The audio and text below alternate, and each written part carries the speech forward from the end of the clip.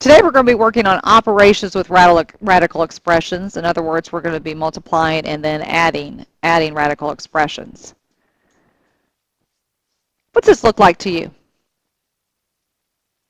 A triangle. What kind of a triangle? Okay, now this is an example of like where in the real life you might use this. It says this gal's going to run her neighborhood to get ready for her soccer season. She plans to run the course that she's laid out here 3 times each day.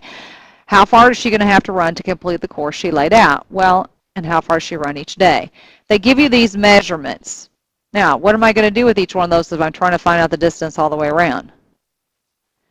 Okay, you're going to add them. I have 2x plus x times the square root of 3. Okay, so we're going to talk about those right now. And how do you combine those kind of like terms? Are there any like terms? Okay, I have a 2x and an x gives you 3x. Then I have this thing out here called x times the square root of 3. Now, in the previous lessons we've had, we kind of look at this as like a variable because if you have any that are the same, when you're adding them, you can put them together. Okay, but it's like a variable. You have to have more than one square root of 3's before you can add them together. Previous lessons, we've been multiplying. Okay, we've been working on multiplying them. So you could go ahead and put them together following your rules of multiplication of radicals. All right, so to add or subtract radical expressions, the radicands must be alike, just like monomial terms must be alike. In other words, your terms must be the same. I can't say that these terms are the same because I have a radical sign here in this one. If I had another x times the square root of 3 term, then I could combine them together. Okay, let's take a look at this example. 4a's plus 2a's, well, I can go ahead and combine those because they're like terms to get 6a's. 9b's minus 2b's gives you 7b's. You can combine those. All right, now let's look at them as radicals. 4 times the square root of 5 plus 2 times the square root of 5 gives you, well, since they are like radicals, now we're adding them. Okay, we're not multiplying them. You're adding them so I can combine the coefficients, what's called the numerical coefficients, and get 6 times the square root of 5. If I have 9 times the square root of 3 minus 4 times the square root of 3, you can combine those 9 minus 2 to get 7 times the square root of 3. Okay, now you notice when you're adding and subtracting those radical expressions, the radicand does not change. It does not change. Okay, this is the same thing when you add and subtract monomials. The b didn't change. It doesn't become b squared because we're not multiplying it. We're just combining like terms. Okay, the question's been asked, if I could simplify the radicand first, or whatever's in the radical, you want to do that last. If I can go ahead and combine them first and then go ahead and simplify them last. Now, there may be some cases where if I were to simplify them, if they're not alike, and I go ahead and try to simplify them, then you might get it to where you can actually combine them. So it just kind of depends on the problem. If you can go ahead and combine them, do so. But if not, then you can go ahead and take the step of simplifying them first. And here's an example following what you just asked. If I had the square root of 12 plus the square root of 3, I can't combine them as they are because they're not like. But if I were to simplify the square root of 12, it simplifies down into 2 times the square root of 3. Now I have 2 times the square root of 3 plus the square root of 3. We can combine them because they're like terms and get 3 times the square root of 3.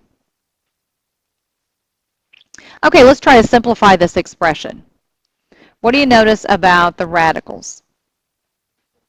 Okay, they are the same. So what can we do with these? They're called like terms, and we can just combine the numerical coefficients that go in front of them.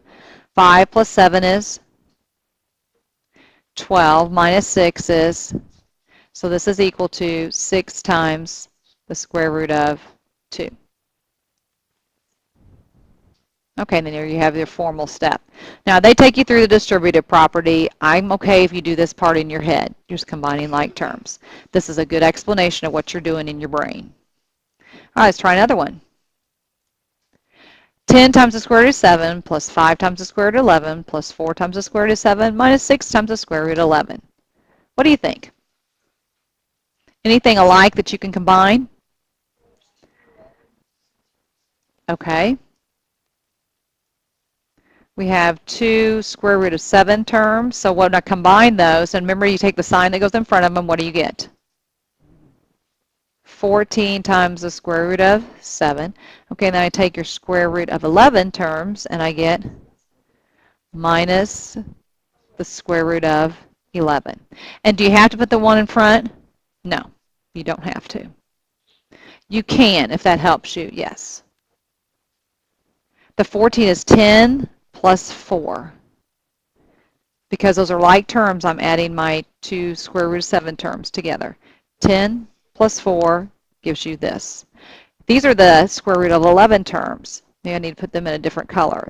They go together, and you get 5 minus 6 gives you a negative 1.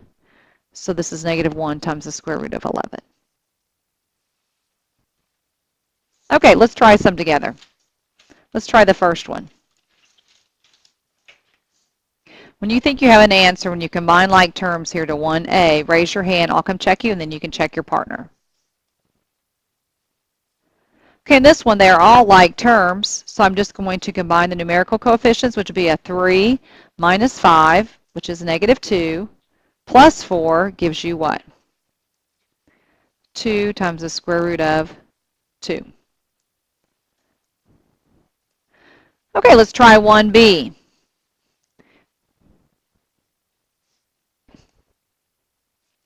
Our most did a great job on this. These are all like, so we can combine them. 6 plus 2 is 8, minus 9 is a negative 1 times the square root of 11. All right, 1c. Okay, on this one, we can combine the square roots of 3. Now, be careful with the signs that go in front. 15 minus 11 gives you how much? 4 times the square root of 3. And then I have 14, negative 14 plus 6 gives you, so minus 8 times the square root of 5. Now, can I simplify anything here, simplify anything down? Nope, I'm finished. All right, and then look at the last one. Bailey, what'd you get?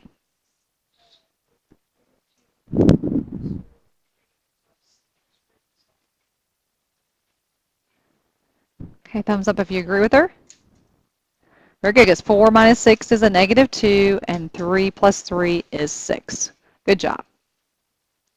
Okay, if needed, just a study tip that we talked about earlier, it stated that simplify each radical term first and then perform the operations needed. And that's if you can't combine them. All right, so let's try this one. 2 times the square root of 18 plus 2 times the square root of 32 plus the square root of 72. Well, none of those are alike, are they? Okay, so what do you think we need to do with each radical first? Let's simplify it. Let's simplify it. So I've got 2 times the square root of 9 times the square root of 2. Okay, plus 2 times the square root of 4. Let's do 16. That'll get us further, I think. The square root is 16 times the square root of 2 plus 72 can be broken down into the square root of 16 again, isn't it?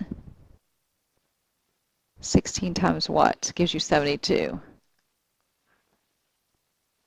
9 and 8 will work, but we can break it down again. Okay, so 16 doesn't work. Let's try 36. That work? Square root of 36 times the square root of 2.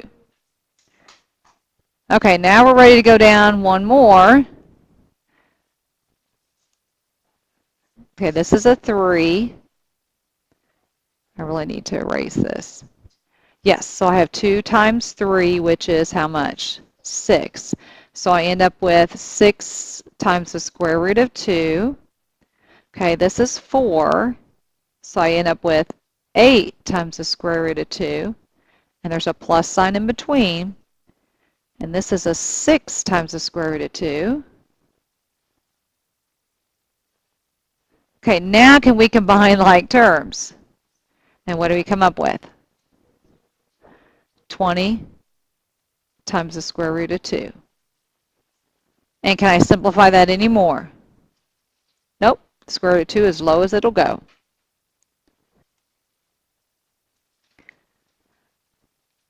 Okay, let's try the first one, 2a.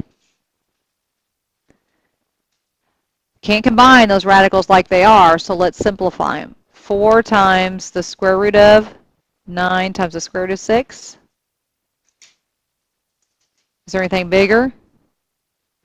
Okay, then I have 2 times the square root of 4 times the square root of 6.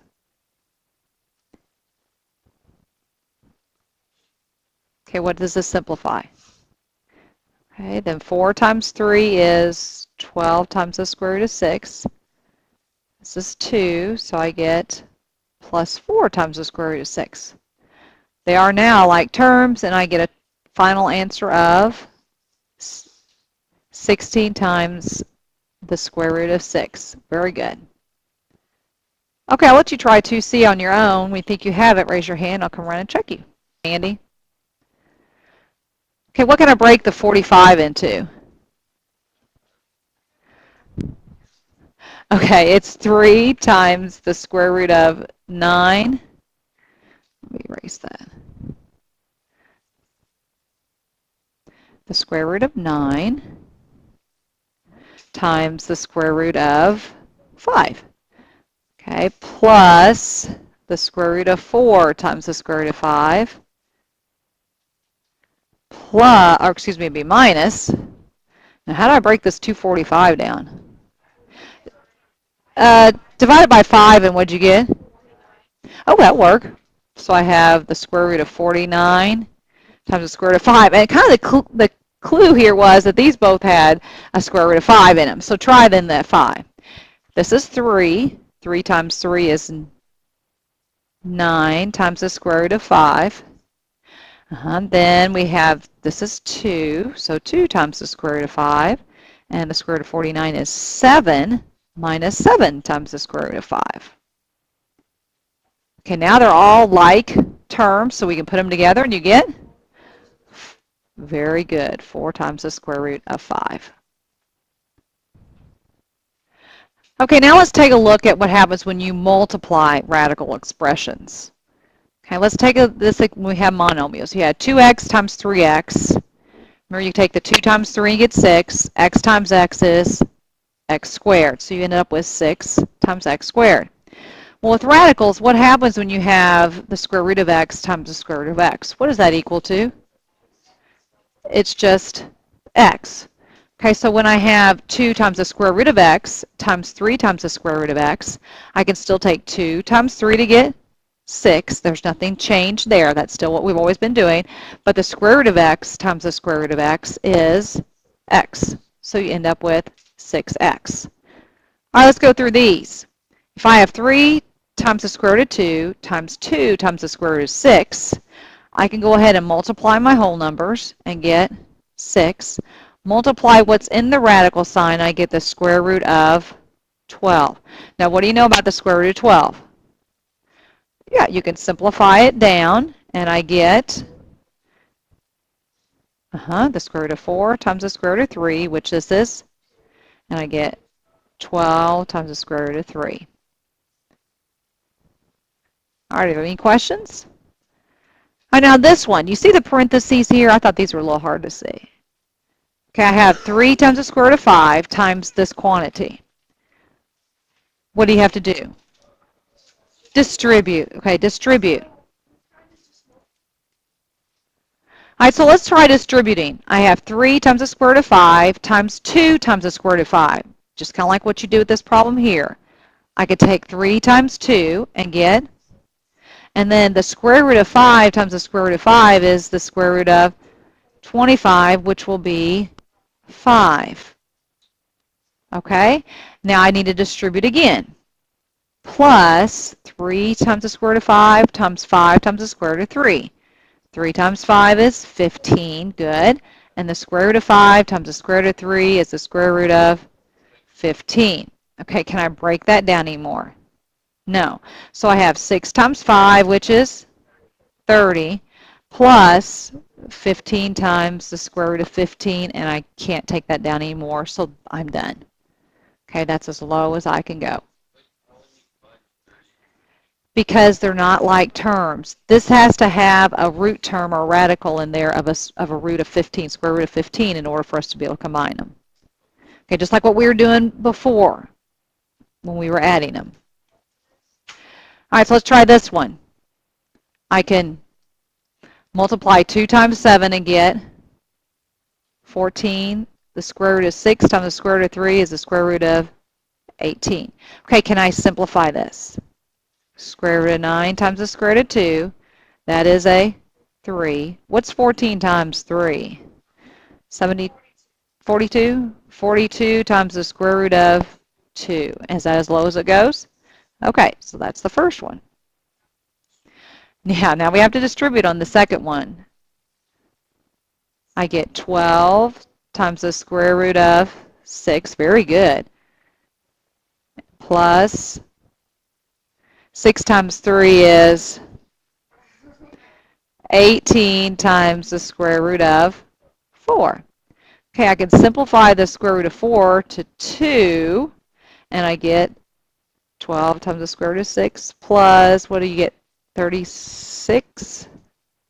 Now, can I simplify this square root of 6 down anymore? No, and this is a whole number. I cannot combine them. I am done. You can also multiply radical expressions with more than one term in each factor, and this is similar to what we did with the binomials. And what did you use when you multiplied binomials? FOIL. Okay, so you can do the same thing. If I were to find the area of this rectangle, it's 5 times the square root of 2 minus the square root of 3, all times the square root of 5 plus 4 times the square root of 3. And we're going to do FOIL. Okay, so I'll do my first. So I have 5 times the square root of 10, because the square root of 10, 2 times the square root of 5 is 10. Okay, I do the outer. What's 5 times 4? 20, and then multiply your radicals. 3 times 2 is the square root of 6. Good. Now let's do the inner. Minus the square root of 15. And then minus 4 times the square root of 9. All right, now we try to simplify and combine. Can I simplify anything? This one. And I get 12. Is there anything else I can simplify? I don't think. What else can you simplify? I think that's it that goes into perfect square. So I end up with 5 times the square root of 10 plus 20 times the square root of 6 minus the square root of 15 minus 12. That's your final answer. Any questions? All right, today we worked on combining radicals, like combining like terms, and multiplying radical expressions.